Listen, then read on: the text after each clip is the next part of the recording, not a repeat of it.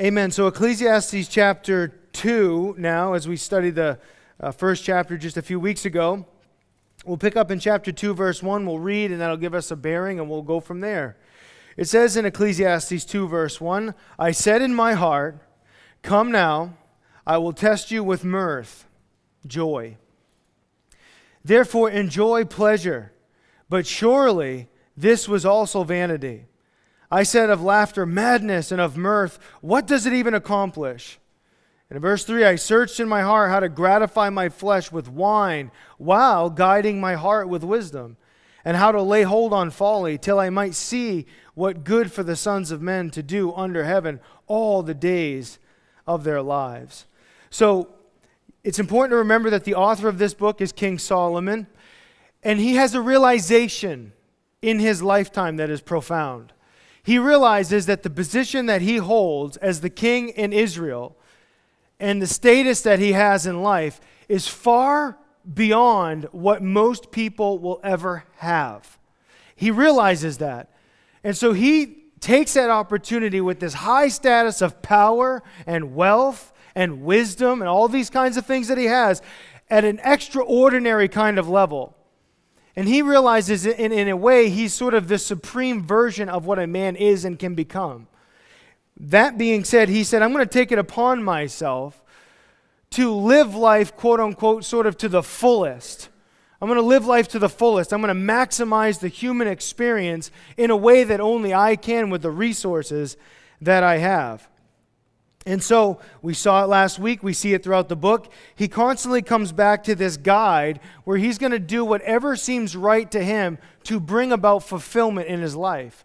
And the end conclusion over and over again is it's all empty and meaningless because he tries to do life as he defines it under the sun, which means he's going to eliminate the God factor, right? So it's like man pursuing his greatest desires as much as he wants without any accountability from God.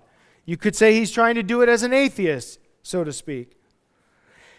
So with that vantage point, he's now going to do a few things in this chapter, which Pastor Gary Hamrick has an alliteration that's very helpful in this chapter, actually.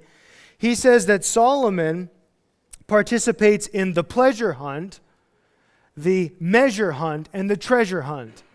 Now, the pleasure hunt is obvious. He's going to try to find fulfillment in life through pleasure.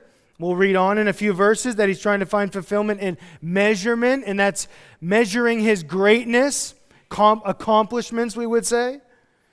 And then treasure hunt, gold and silver and material things. He's trying to find satisfaction in all of those. And because of all of his ability to do those things without any barriers, he gets real insight. But what is interesting, unguarded, unfettered pursuit of desires and passions, they always lead back to this, it's meaningless, it's empty, it doesn't measure up to what you had hoped it would. And that's a man, again, at a status in which you and I will really never experience in this life. There's no way we could ever come close to experiencing that. Now,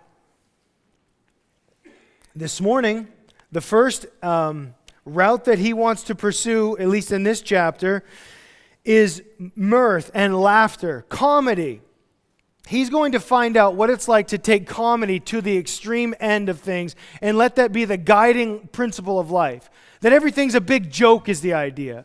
So he has comedians in and he laughs and they just act foolish and have fun and they laugh, only to find out that laughter is not going to bring ultimate fulfillment in life. Now, it doesn't take us long to learn that. I think anyone at any status in life can figure that out. But again, he does it at a level in which no one could ever really compete with. We can experience it, but not to the same degree that he could, and he did. And he realized something, that in the end, laughing your way through everything is just madness. It's insane. It doesn't actually accomplish anything. Now, let me say a few things in defense of comedy and laughter, of course. First of all, it's God's idea. God made comedy, right? It's him. It's his sense of humor, which is awesome. And, I mean, an example is like, if you want to see God's... No, never mind. I was going to say, if you want to see God at work in his comedy, just look at the person next to you. But that's inappropriate. That's messed up. You know what I mean? We're not here to joke, though. Okay? No, but seriously, comedy is God's idea. It's from Him, and it's like anything in life. The things that God made and instituted have become distorted and perverted by people and Satan and all the rest. But I should say, there's a time and a place. Like many of the things that Solomon's going to bring to the nth degree to try to find fulfillment in them, the reality is they have their place. They have their place in life to bring fulfillment and joy. But again, as I mentioned last week, we try so hard to squeeze so much out of those pleasures that we don't get anything at all, like milking a cow. You squeeze the udder of life too hard to never actually get anything out of it. And so, enjoying laughter is an important thing. And because again, as a pastor personally, for me, I would naturally, more often than not, just lean toward humor and comedy. I do understand in 1 Timothy chapter 3, a qualification for a pastor is that he should be sober-minded. That means that life isn't always a joke. It's not always a big laugh, you know. And so that's a real thing. That's important. So there's a time and a place. But I do resonate very much with what Charles Spurgeon said when he was criticized for using too much humor in the pulpit.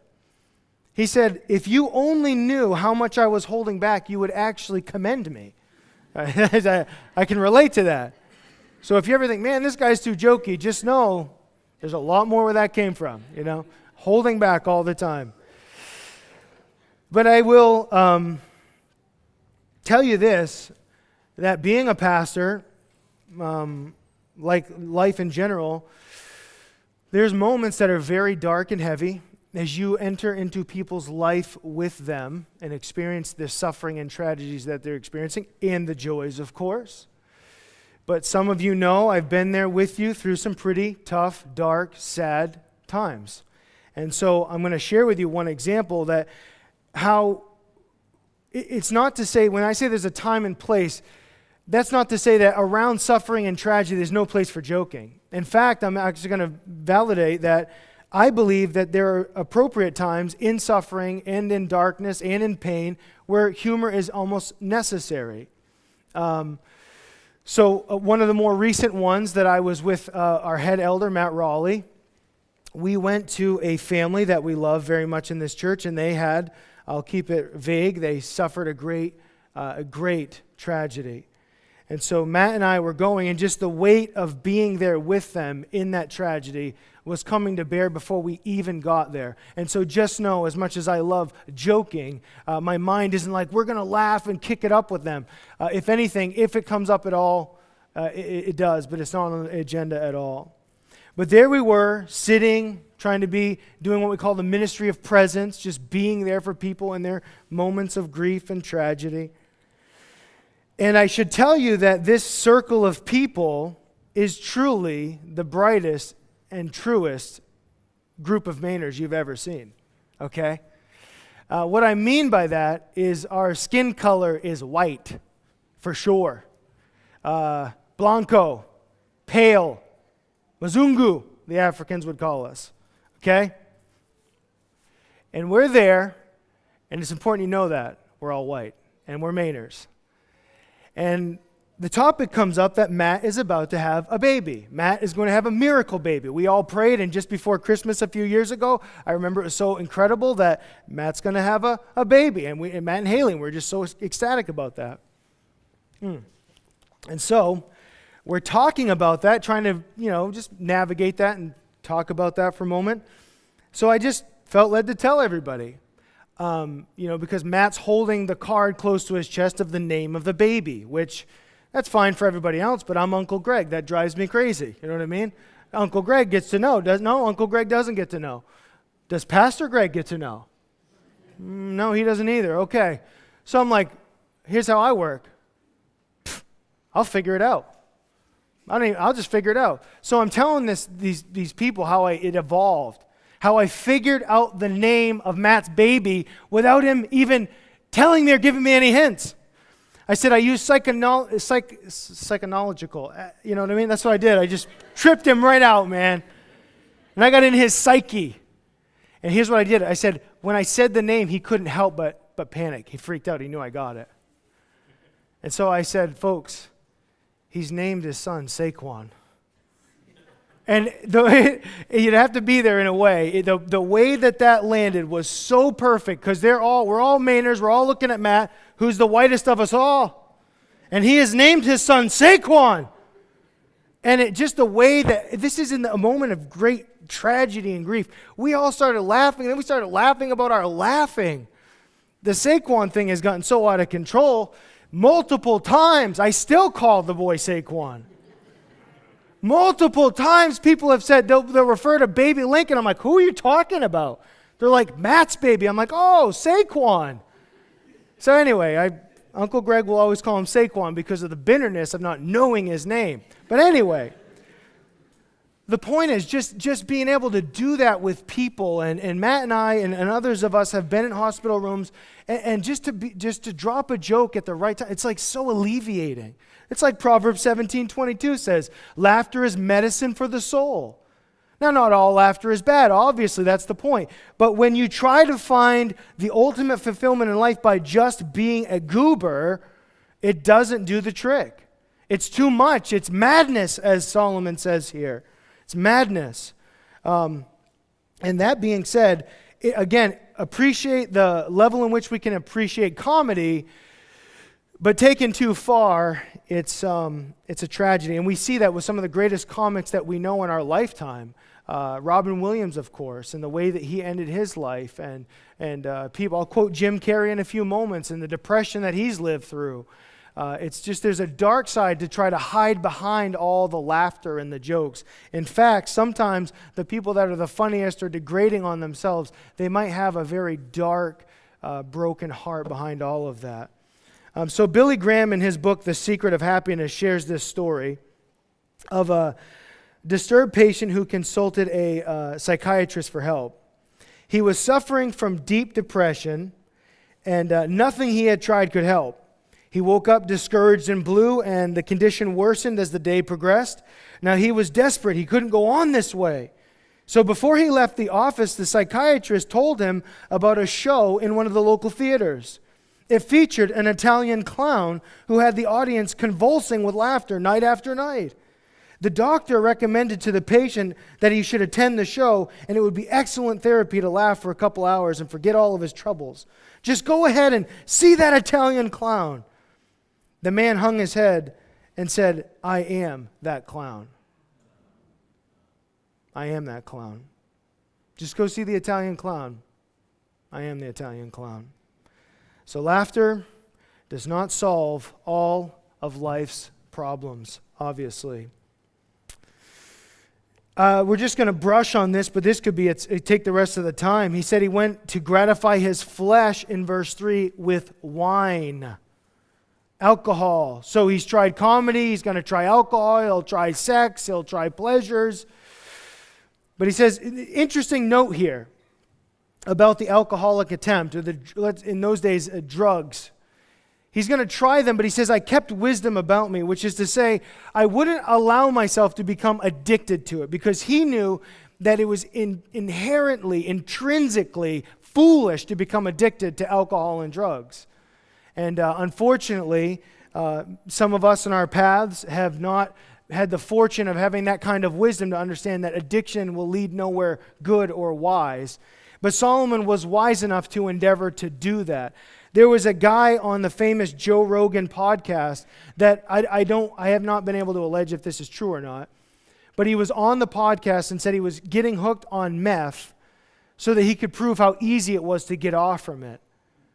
And it's crazy. That's an insane thing. You don't get hooked. Getting addicted to a drug is not a wise thing in the least. So I have no idea where that man's ended up, but I can tell you don't get hooked on meth and jump off because you don't feel like it anymore. It's not that easy. But that being said, we got to read on here. He says in verse 4, and this is important, we'll try to pay attention to the me statements, the I statements. I made my works great. I built myself houses and planted myself vineyards. I made myself gardens and orchards, and I planted all kinds of fruit trees in them. I made myself water pools from which to water, and growing trees of the grove. I, in verse 7, acquired male and female servants and had servants born in my house. Yes, I had greater possessions of herds and flocks and all who were in Jerusalem before me. Verse 8, I also gathered for myself silver and gold and the special treasures of kings and of the provinces. I acquired male and female singers and the delights of the sons of men and musical instruments of all kinds. You see who the focus is in his life? He is. He is the extreme focus of his life. Now, what's amazing is to see on social media platforms now, people talk like this, you understand. One Todd Friel, who's a great Bible teacher, he had a clip of a young lady at her graduation party, and in just a matter of a few seconds, like I think it was like 15 seconds of her walking through her graduation party and what it was going to look like, she said herself, and referring to myself or herself, 26 times. Me, this is my photo, my table, we're going to have me and me. This is a graduate, 2026, guys. This is the world we live in right now. It's been pumped into us since I was a kid, I know that for sure. Going to the school guidance counselor and my life broken and looking at me and telling me, you just need to believe in yourself. And I'm like, I thought that's what I was doing. No, you're the center of your universe, Greg. You've got to figure yourself out because you're awesome. Well, that wasn't good. You know, that's not good following your heart and following all your whims and desires, obviously. But here's the problem with Solomon. He is self-consumed. This is all about him and all about his pleasures. Now, we understand that a selfish person affects everyone around them, but it doesn't change the fact that he's living for himself. And I can just tell you this very emphatically. You probably already know this without me needing to tell you, that a self-consumed life will always lead to Great Depression. The more your life is about you, the more you will be discouraged with your life and yourself. You know, a lot of times people look in the mirror and they're discouraged by what they see. And my first piece of advice is stop looking in the mirror. See what I mean? That's your first problem. Your first problem is you're looking in the mirror at yourself. Just get rid of the mirror and only see what's in front of your eyes, right? And it's self-consumed life leads to destruction. I can tell you this on the flip side. Even if it's selfishly motivated, if you can make life more about other people, you will find greater fulfillment in your life. And that's just in general, even without God in the equation, which is tragic to think of. William Booth, I still remember William Booth back in the day, the founder of the Salvation Army, when at the latter part of his life, he could only send a brief message because in those days, a message had to be short, sometimes a word or just a sentence, sending it via telegraph and all those kinds of things. And so he just simply sent the word others to all of the chaplains that he was ministering to across the sea. He's just sent the word others to them. The idea is like life isn't about us. It's not about ourselves. It's about other people. So we see Solomon's problem, very much self-consumed. Verse 9, I became great and excelled more than all who were before me in Jerusalem, and my wisdom remained with me. In verse 10, whatever my eyes desired, I did not keep them from that, and I did not withhold my heart from any pleasure. For my heart rejoiced in all my labor, and this was my reward for all my labor. Then I looked, and all the works that my hands had done, and all the labor in which I had toiled, and indeed all of it was vanity, emptiness, grasping for the wind. There was no profit under the sun. He's realizing in this pursuit of pleasure, we would call it hedonism, living life specifically for your own pleasures is depressing, as we just said a moment ago. But it's kind of like the Jim Carrey quote that I referred to a moment ago, where Jim Carrey said this, maybe you've heard it. Jim Carrey, the famous comedian of our generation, says, I think everybody should get rich and famous and do everything they ever dreamed of so they can see that it is not the answer. So they can see it's not the answer. That's Jim Carrey. That's what Solomon's coming to conclude. It's like we can learn, friends, vicariously. We can learn through the experience of these people. We don't have to experience ourselves. But anyone who ever sets out to sail on this journey will always come to the same conclusion every time. Now, verse 12. He said, "Then I turned myself to consider wisdom and madness and folly. For what can the man do who succeeds the king? Or only what he has already done. Then I saw that wisdom excels folly, and light excels darkness. The wise man's eyes are in his head, but the fool walks in darkness. Yet I myself perceive that the same event happens to them all." So, living this experience is unbelievable. Let's read on. Verse 15.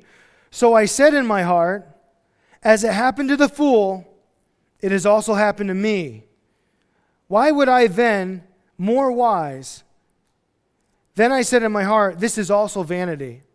For there is no more remembrance of the wise than of the fool forever, since that now will be forgotten in the days to come. And how does a wise man die just as the fool? He's troubled by the reality that no matter how wise you are in all of your pursuits and where you end up, that you still die like a dog, like the next guy. Everyone ends up in the same lot. You don't advance beyond life and you don't become something more than human. You just die like the guy next to you. And it's troubling to him. He's like, it's like, I know that wisdom is more important in life, but when you die, it doesn't matter. You end up just like the guy next to you. Frustrating. But here's the problem that he has, and hopefully this will help some of us this morning. You know what he's done, and he's done it multiple times. I was greater than everyone before me. And guess what? He's right. He's not even wrong. You could say, well, that's a really proud and arrogant statement. It's true. That's the hard part. It's when it's true. Solomon is right on. But here is the problem that he's having. Is the single word comparison. He is comparing himself to other people. I don't know who it's going to help, but I'm telling at least one of you today, you've got to let go of comparisons in your life. Stop comparing yourself to other people, to their marriage, to their lifestyle, to the things that they have. Stop comparing yourself to them. One of my favorite quotes on comparison goes like this: a comparison will either make you feel inferior or superior, and neither one honors God. So the end result when you compare yourself to somebody else is you're either going to feel much better than them or worse than them, and neither one of those things honors God. But comparison is a dangerous thing. We say things in the comparison world like, it must be nice. It must be nice to live like that. It must be nice to have that kind of car. It must be nice to have that kind of money in the bank. It must be nice. Well, maybe it's not nice. I'm here to say that, and I would venture to say, when we say things like, it must be nice, when you're looking at someone else and you're comparing yourself to them, that you are saying something totally naive of reality. You and I have no idea if it's nice or not, that person that drives by. You see someone pull up in the car, your dream car, and you look at them and you're like, that must be nice. That's what you're thinking. You're looking at them and you're thinking, man, it must be nice to be that guy or that girl. And they drive away, and what's going on in their head is like, I think I'm going to drive this car into a telephone pole and kill myself. Is it really nice at that point? You don't know. You just saw them in your dream car and you thought it would be nice. But if you entered into their body, maybe it isn't so nice. It must be nice. I have a poem, which, believe it or not, I have a poetic side. I am a softie for poems. Over the years, I read a poem, and this is no different. Old poem by Edwin Arlington Robinson. It's called Richard Cory. Whenever Richard Cory went downtown, we people on the pavement looked at him. He was a gentleman from sole to crown, clean, favored, and imperially slim. And he was always quietly arrayed. And he was always human when he talked. But still, he fluttered pulses when he would say, "Good morning." And he glittered when he walked.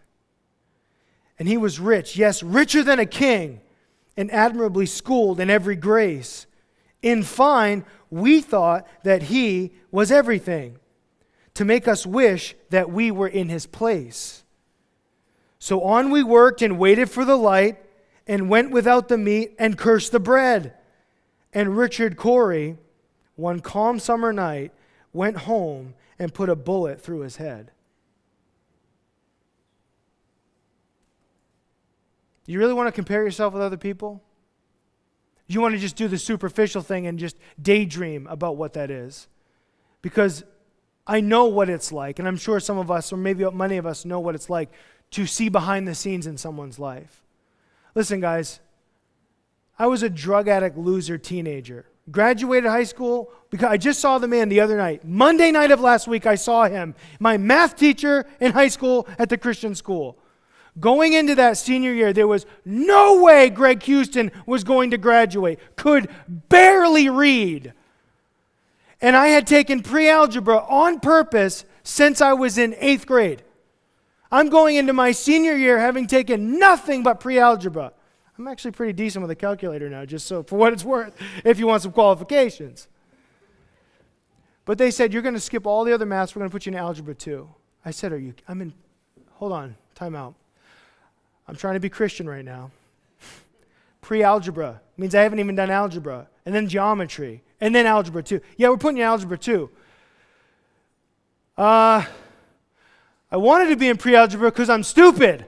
You understand, I don't want to advance. And they're like, "Well, we're going to make you." That leads all the way through my senior year. Now, keep in mind, I live with the youth pastor of the church. Aaron Dudley's my youth pastor. And I'm getting like 103 in Bible because I love the Bible. This is awesome. And he had to sit me down. He says, "Greg, do you know how bad this looks? That you are either failing or barely passing every class except for Bible. And you have over 100 in it. You have got to shape up, man." All right. I never applied myself in school. I never thought to do such a thing. And there is my stubborn, handsome math teacher who won't give it up. He's like, "I will make you learn math." And I famously said to Aaron Dudley, by the way, I said, "Hey, Greg Huston does not do math. How's that sound?" That's what I said to him. He's like, "You're an idiot." I said, "I know. And I'm not even ashamed of it. I don't want to be smart. I don't want to learn." But because that math teacher sat me down and made me take my exam over and over, I think I'm far enough removed from it. I would have never graduated that year. He had me to his personal home because I left answers undone on the math test. This all just came back to me Monday night, by the way. I left answers undone. And he's like, "If you could just fill in some of the answers, we can barely get you to pass." So I remember I would sit there for like 25 minutes on one thing. It'd just be so lost. And I bring it to him, and he'd look at it and he'd be like, someone's phone's ringing. He's like, you wanted to move that decimal, right? I'm like, "Yes, I did." He's like, "Why don't you go ahead and do that? Because you wanted to do that after all." And it was like hours of this on and on. And he's doing his own mathematical equation of how many questions do I have to get partially right so that he could pass me. And he was like, "Woohoo! We got it! Oh, you don't have to fill it anymore. We're done. You have successfully passed this exam. Woo!" That's me. High school Greg right there, guys. But I'm going to tell you something. Hopefully, if I can paint myself as a big enough loser there, if I could explain to you without explaining to you that I have sat in some room with some pretty prestigious people that has blown my mind. The wealth and the background and the accomplishments that they have. And they're looking to me to help them. Does that make sense? Oh, I definitely can't tell them about math in high school. That's not good. They're not going to want to hear me.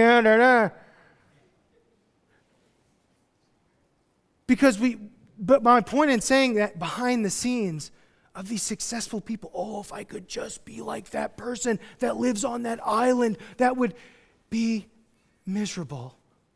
And I know for 100% fact it would be, because they're miserable. And you really don't want that. So do we really want to compare? Do we really want to compare with other people and what they got going on and what they think they have? I love what Pastor Joe Focht says about Billy Graham. He's like, back when Billy was alive, he says, I don't want Billy Graham's faith, I want my faith. Because I don't know if Billy Graham's faith is real or not. I mean, that's a crazy thing to say, but it's true, isn't it? Oh, if I could just be like Billy Graham and preach to tons of thousands, hundreds of thousands of people. Really? People said that about Ravi Zacharias, only to find out that he was a fraud. You really want to be like that person and you got to be like them and do it their way? No. Here's the thing. You know that your faith is genuine and that's what matters. Stop worrying about what everyone else is doing, what they're like, what they've accomplished, what they're doing. Just focus on what God's got you doing. All right. A few more minutes, a few more things. Verse 17. Therefore, I hated life, because the work that was done under the sun was distressing to me. For all is vanity and grasping for the wind. Then I hated all my labor in which I had toiled under the sun, because I must leave it to the man who will come after me. And who knows whether he will be wise or a fool? Yet he will rule over my labor in which I have toiled, in which I have shown myself wise under the sun. This also is vanity, empty. Verse 20, therefore I turned my heart and despaired of all the labor in which I had toiled under the sun. For there is a man who labors with wisdom and knowledge and skill, and he must leave his heritage to a man who has not labored for it. This is also vanity and a great evil. A great reality that sets upon him is no matter how wonderful a life we live, no matter how charmed a life that we live, no matter how hard we work to get there, when we die in the end, we leave everything behind. We leave it all behind. Everything. Everything. Wow. And listen, that is both physical and spiritual. You will either be remembered or forgotten by everything you did physically and spiritually in your life. But it'll all be there. That you're not taking that with you. You're leaving it all behind. So think. And this is for every one of us. All of the stuff that we put our eyes on and the pursuits that we have to have. When you die, and that could happen at any second without being dramatic. A lady was just in Maine the other day driving through those thunderstorms and struck by lightning and killed. Her children lived in the car. You could die at any point. I could die at any point. And when we die, at that moment, everything that we've been working toward is gone.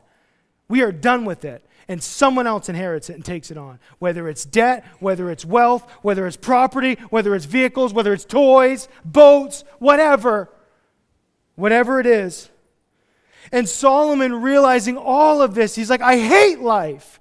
I hate it. Well, he only hates it because he's seeing it all through the physical realm without God in there at all. And living, and look, I'm just cutting to the chase here, friends. Living life like that, that is so true. If that's what we live life for, it's no surprise that we hate life. No surprise that we hate life. So, verse 22, what has a man for all his labor, for the striving of his heart with which he has toiled under the sun? For all his days are sorrowful and his work burdensome. Even in the night his heart takes no rest. This also is vanity. Nothing is better for a man than that he should eat and drink, and that his soul should enjoy good in his labor. This also I saw was from the hand of God. For who can eat or who can have enjoyment more than I? For God gives wisdom and knowledge and joy to a man who is good in his sight. But to the sinner he gives the work of gathering and collecting, that he may give to him who is good before God. This also is vanity and grasping for the wind. You know, even that premise is wrong, by the way. Because he considers himself to be a righteous man, he looks at it like because he's righteous and loves God, he has all of this wealth, all of these servants, all of these things. And he says, see, the sinner, the person that God isn't pleased with, they have to work for people like me. That's not true. That's not true at all. Christians would go on to suffer at the hands of evil, sinful, sadistic emperors and be slaughtered by them in mass. So just because you live for God doesn't mean your life is going to be charmed and blessed and you're going to have all the rest of it. But that was his understanding, that the reason he has everything is because of God. And we got to be careful with that, folks. You see these people, they rise to wealth and a status online, and they're like, oh, God got me here. I believe in God. Hey, man, let's just cut it. Let's cut the garbage, the language out, okay? You worked really hard. You're really smart, and you got some things accomplished. We don't know how much God was actually involved. But it's innate when someone becomes like Solomon, like, oh, God bless me. God did this. God only, man. Only God. There's a YouTube channel called The School of Hard Knocks. Anybody seen that? This young guy goes around, all the young people, yeah, of course. All the young people watch him, and he goes to interviews, and he just rolls up on billionaires and millionaires. It was millionaires, then it became billionaires, and he's trying to go even higher. But he'll just walk up in like this fancy yacht park. Is that even a thing? I don't know. Like everyone's got a yacht. And he walks up and he's like, hey, yo. And the guy's like, yo, what's up? He's like, is this your boat? And he's like, yeah. He's like, how'd you get it? He's like, I'm rich. He's like, how? He's like, well, come on in, I'll tell you. And this kid just does this. And he's sharing these videos. And so often, these people that have these companies that aren't even reputable or good will say, oh, God bless me, man. It's all because of God, you know what I mean? Me and this big guy. Hold on a second, man. Come on. You figured out the system. You hacked it. You did it. You did the work. I'm not taking any of that away from you. But let's not do what Solomon, oh, God, man. God really, he makes people work for me because God loves me. Calm down. That ain't true. You live a blessed life, no doubt. But let's not throw God under the bus. Isn't it interesting that when things are really easy, we'll say to each other like, well, God's definitely in that, huh? Like, man, I went to sell my house. You wouldn't believe it. I had it on the market for 6 minutes and it sold. And if it's like $25,000 more than I was asked, well, woohoo, God's in it. But if you're like, man, my house has been on the market for 6 years, I haven't got one showing, you're like, guess God's not in that. Why do we do that? We just assume something bad means, oh, God's not in it. Something's blessed and monetarily speaking, woo, God's in it. Maybe, maybe not. Sometimes we don't give God enough credit, and sometimes we give him too much credit. Solomon's giving him a little bit too much credit and the attitude that he has. Now, here is something fascinating as we wind down this morning. He says, all this was from the hand of God, for God gives wisdom, and so on and so forth.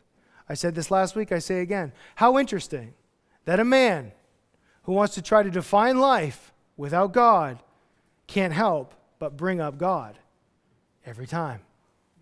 I'm going to do life under the sun. I'm not even going to say who you know that I'm thinking about because we're not going to talk about him. By the end, he's like, it's only God every time. It's like, what happened to not talking about God? What happened with all that? No, we're not talking about God thing. And here's the reality, friends. We don't have to be as wise as Solomon to realize this. You and I cannot understand humanity without God. It's foolish. It's empty. We can never understand life without God. We were made in his image. And the atheist, the man that doesn't acknowledge God, is going to discover something about life? How? How? He knows nothing about life if he doesn't know who God is, as revealed through his word. We spend so much time avoiding his existence, we could never actually learn it. Here's a challenge for anyone that's an atheist. Read the Bible. Even if you don't want to believe and become a believer, just know what he's all about. Let's just weigh out who God is claimed to be in the book. But an atheist won't even do that. You ever notice that? And an atheist is a crazy assertion because you're saying that there is no God. In other words, through my intellect, I have traveled the known cosmos, and through my experience intellectually, I have determined there cannot be a God. Wow! That's incredible! How'd you do that from your living room, man? That's wild! It's a very arrogant statement, isn't it? There is no God. I know because I figured it out.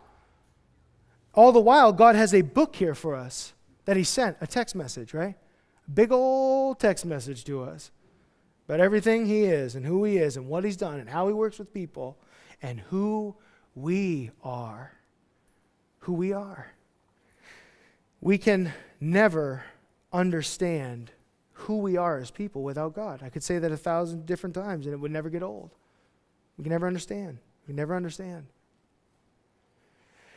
But isn't it interesting that when we do take God out of the equation, how we often think the end result of life has got to be the fulfillment of pleasure, the things that we want in life, getting and attaining the things that we want. Without God, that usually becomes sort of the standard, doesn't it? It's like, I will achieve fill in the blank. I will do all these. I will own this. I will get this. I will. And for some people, it's like, I'll own an island. I'll whatever. I don't know.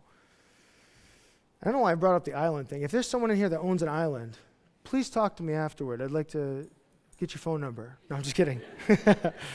Little levity, biblical levity there. But I don't know. I mean, so many people have so many different aspirations. It's like, for some people, it's like getting the new iPhone. It's like, if I could just get that, like, life would be forever better for like 8 days.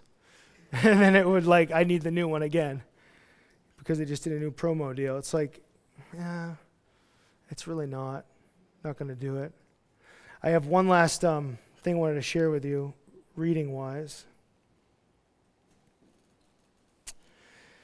This is from William MacDonald. He says this story. He says, the failure of pleasure and possessions to fill the heart of man is illustrated by a fictional character who only had to wish for something and he got it instantly. He got it instantly. He wanted a house, and there it was, boom, with servants at the door. He wanted a Cadillac, and boom, there it was, with a chauffeur. He was elated at the beginning, but it soon began to pall on him. He said to an attendant, I want to get out of this. I want to create something. I want to suffer something.